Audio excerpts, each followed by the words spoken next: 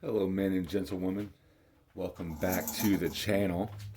Hopefully, you can hear me better in this one. The last video that I made was pretty, I don't know.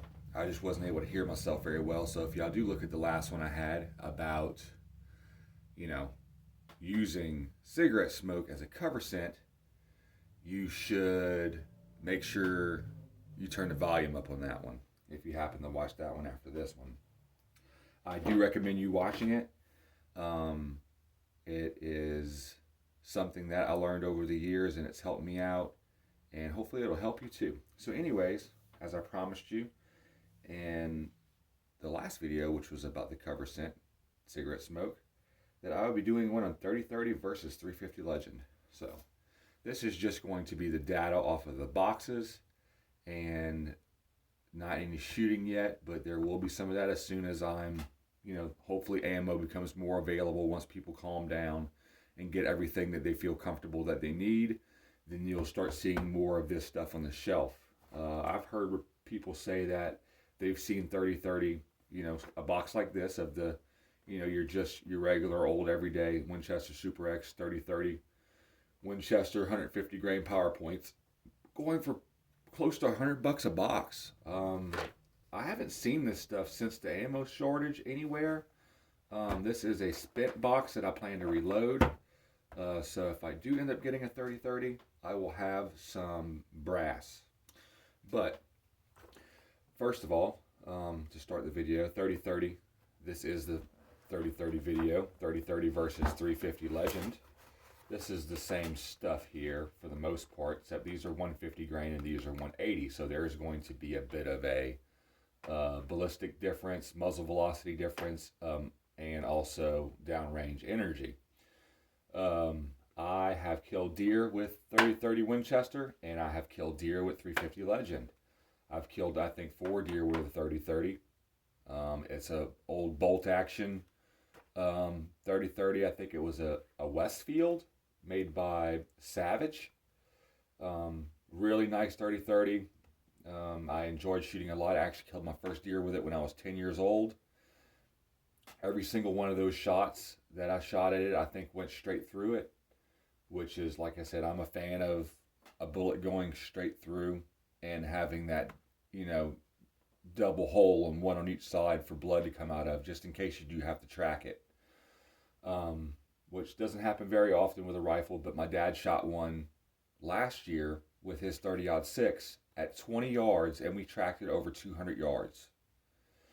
And it was a great shot he made too, right behind the shoulder, double lung the deer, and it just blew me away that we had to track it as far as we did. I don't know why, but we did. So what helped us out as much as it did, if he would have been shooting that, if he had shot that deer with a rifle, that would have just dumped all of his energy. Yeah, the deer might have not have went as far, but it also may have not have bled if the bullet didn't come out the other side. So that's why I tend to lean towards shooting bullets that will have the penetration and go all the way through. That's what I like. So everybody's different. Some people like the big energy dump. Some people like the penetration. I'm going to stick to the penetration with still a decent wound channel, like a 2-inch permanent wound channel, which is great. Back to the bullets themselves. The biggest difference between both of these bullets is this one is about 355 .355 caliber. These are .308 caliber. So there is a 48 grain, 49 49 .049 difference in both of these about. And there is some muzzle velocity differences in both of these also, mostly because these are a 180 grain, these are a 150 grain, but they both advertise that they would work for both deer and bear. So obviously I'm sure the 3030 would work great on hogs too, but they just didn't put that on the box. I bought these years ago, and this is more of a recent thing for me, and I very much enjoy the 350 Legend. So to muzzle velocity for the 150 grain 3030 is 2,390 feet a second. And muzzle velocity for the 180 grain, which is 30 grains more than this one, obviously, is 2,100 feet a second even.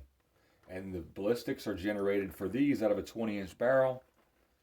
For the 30-30, I'm sure it should be the same, because most 30-30s are lever action, which don't have inherently long barrels, but you never know. So I'm just going to go ahead and assume that they did use a logical barrel length to measure the velocities for this 30-30 stuff. Just going to assume it. I don't know for sure, but it would make sense to me that they would do that. So the 30-30, as far as trajectory, it shows a little dash for anything under 100 yards. So I'm pretty sure that if you're dead on at 50, you're going to be dead on at 100. And then at 200 yards, you're 7.7 inches low. Listen, y'all, that is not bad at all. Like, especially for a lot of places that we're going to be hunting here in the Midwest. For me, northeast Missouri. And you don't have really a lot of chances to take a shot that's that far. And, it's just not as, it's kind of a myth around here versus what you would have like in the West, like around closer to Colorado, where you could shoot across the canyon, and like western Nebraska and Montana, and like North Dakota and places like that. Here, that's not as common.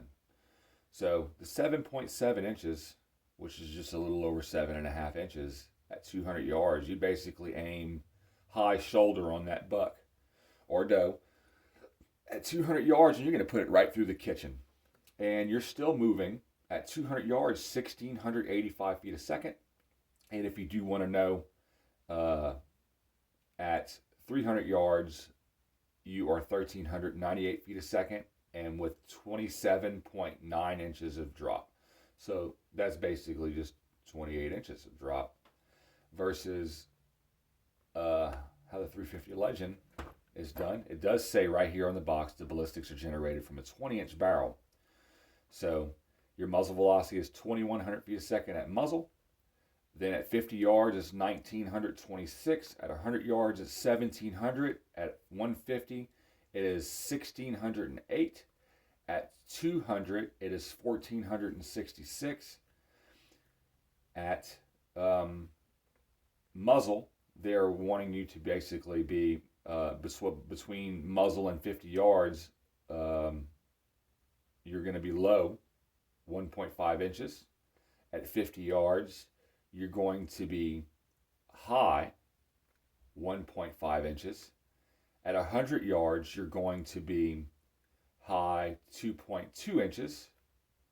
And at 150 yards, you're going to be zeroed. At 200 yards, you're 5.5 inches low. So if you go by this here, which is basically just how you set your scope, I think the 30-30 could do better than that. If you did decide to zero this thing at 150 yards, I think you'd be doing a bit better, because at 200 yards for the 30-30, you're 1,600 feet a second, 1,685, and at 200 yards for the 350 Legend, you're 1,466.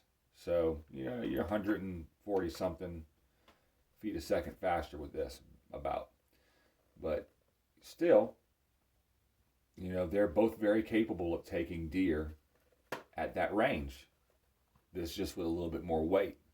As far as energy is concerned, at 200 yards, you have a whopping 859 foot-pounds with the 350 Legend, 180 grain power point by Winchester. At 200 yards with the 30-30 with a 150 grain bullet, you have a whopping 945. So basically 100 foot-pounds better with this 30-30 stuff. So, but that isn't very fair of a comparison, because these are a lot heavier. So I got some deer season XP here with me that we're going to go ahead and compare, because they're both 150 grain. So let's go ahead and do that. Muzzle velocity on the 350 Legend, 150 grain. Extreme point deer season XP is 2,325 feet a second. That is Wow, that's up there. That's only 65 feet a second slower than the 30-30.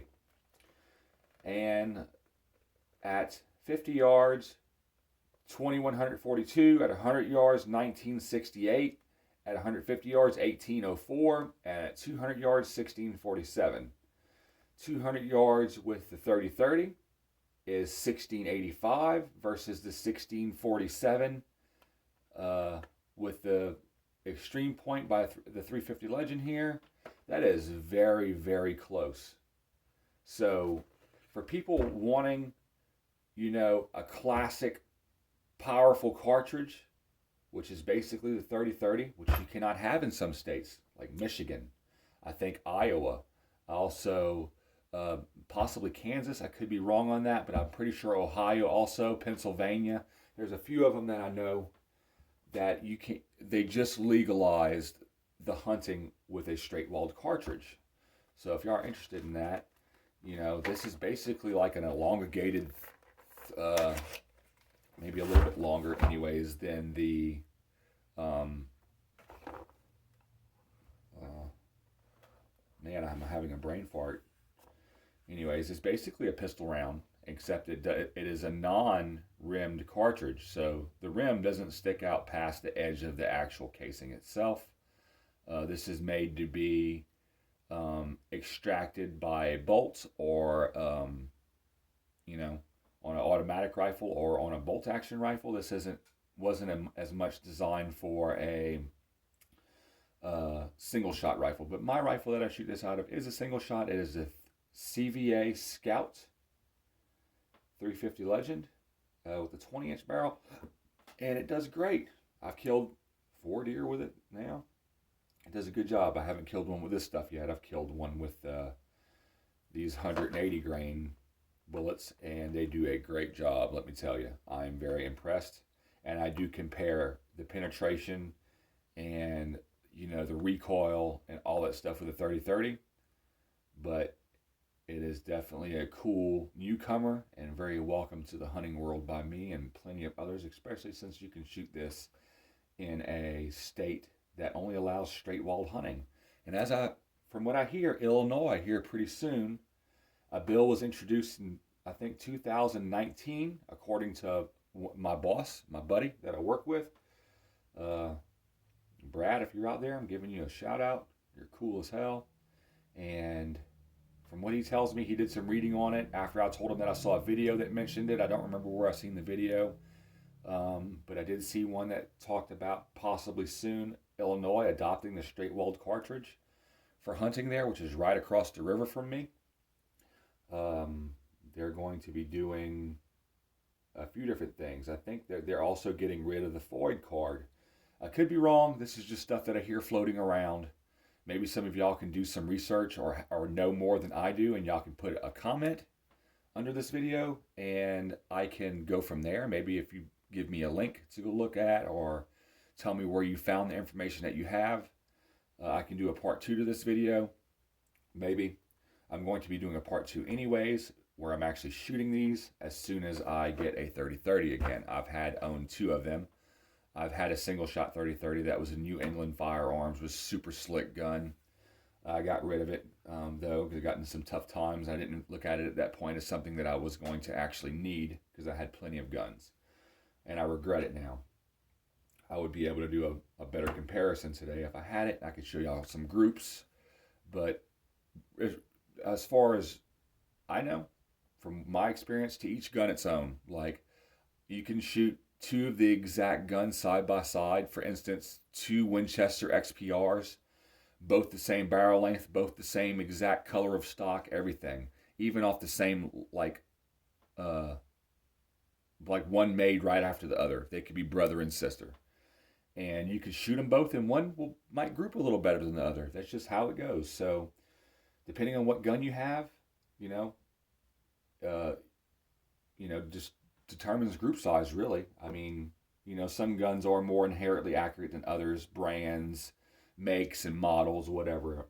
But I think that both of these rounds are pretty even on accuracy from what I remember shooting out of 2 different rifles with the 30-30 and out of the videos I've seen for accuracy with the 350 Legend and shooting my gun, it is a great cartridge, and it definitely boasts some stopping power and some penetration. I love it. This coming hunting season, which is going to be the 2022 Missouri rifle deer season, I will be using the Deer Season XP. So I will be able to let y'all know how that penetration was and how far the deer went and all that cool stuff. So as far as I can tell, my conclusion in this video is that there are super close. But the way they are bullseye different though. Like I said, this is bullseye at 100 yards. This is the 30-30, 150 grain. This is the 150 grain 350 Legend and the Deer Season XP Extreme Point. These are bullseye at 150 yards. These are bullseye at 100. At 200 yards, these are 4.5 inches low. At 200 yards, these are 7.7 inches low. So if this was bullseye at 150 yards, this might be the winner by a little bit. But they are so close, it is ridiculous. It is really, honestly, it is something else. You know, the 300 yards with this, if you wanted to know, is 1,373 feet a second.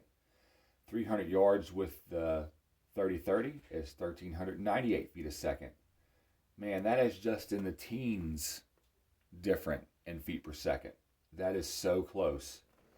You know, I've heard a lot of people hating on the 350 Legend round, saying that it's weak or that, you know, we'll never beat the 30-30, and I don't think that's what Winchester was going for. The Winchester, I believe, they're really looking for something that certain states could adopt for a straight-welled cartridge, and this is, as far as I'm concerned, the fastest. I think they advertise it as the fastest straight-welled cartridge.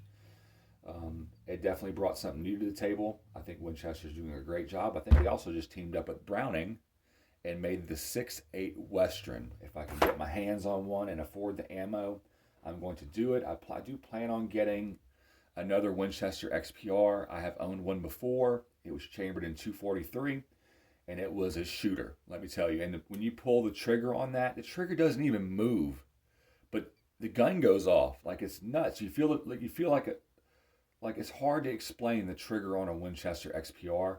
It is something that you would have to actually just go and feel for yourself. It is an amazing gun. They're built great, and Winchester. Winchester doesn't really have a budget round or line of rifles. The XPR is their most economically friendly gun as far as a deer rifle, but they are made with quality. They aren't no Mossberg Patriot or no Remington Model 783. They are a really very well made gun, and I plan on getting one of those, either chambered in the 350 Legend, the 308 Winchester, or the 6.8 Western, maybe 6.5 PRC. But I am really excited about that 6.8 Western, and I do want something that I could shoot a lot further with. So I might end up going with the 308 or the 6.8 Western. I am not sure yet, but I do want to get one to review and to shoot and to have fun with, and maybe if I really like it, to pass on to my kids one day. So that was my video on the 350 Legend versus the 30-30 Winchester. In my opinion, there is no winner, because you can't shoot this in Illinois, and you probably never will be able to, because they're barely accepting the adoption of the straight walled cartridge. I don't think you'll ever be able to shoot this in Michigan for deer or some of these other places where it isn't allowed, that they only allow a straight walled cartridge. So this is basically, the 350 Legend is your 30-30 in states that only allow deer hunting with a straight walled cartridge. So there are perks to both of them. There are pros and cons. They're both a round that is, you know, I don't think the 30-30 was specifically made for deer hunting, but it fits in there perfectly and it does a job. And as far as I'm concerned, I think more deer have been killed in the United States with a 30-30 than will ever be killed with any other cartridge. The 30-30 is the king of deer hunting, and I'm not saying that it is the best suited. I'll be making a video on that later on the best round for deer hunting, close range, then medium range, and then long range. So that's going to be 3 different bullets, and what my opinion is for each one of those 3 bullets. So this is going to be opinion that's based off of my research. So it's basically going to be my hypothesis, and I hope that y'all enjoy that video. But for now, this was the 30-30 versus the 350 Legend, and I hope that you have found this video informative, and that it helped you, and that this might help you choose between one of these 2 guns if you were planning on choosing between one of them, or just wanted to see what the difference was between both of them, because there is some controversy out there. Hopefully this did shed some light on that. I will be collecting more and more ballistic data, and also dope, which is data of previous engagement for long range shooting with my specific 350 Legend, and also if I get another 30-30. Anyways, like I said, as always, like and subscribe. I appreciate y'all watching, and God bless.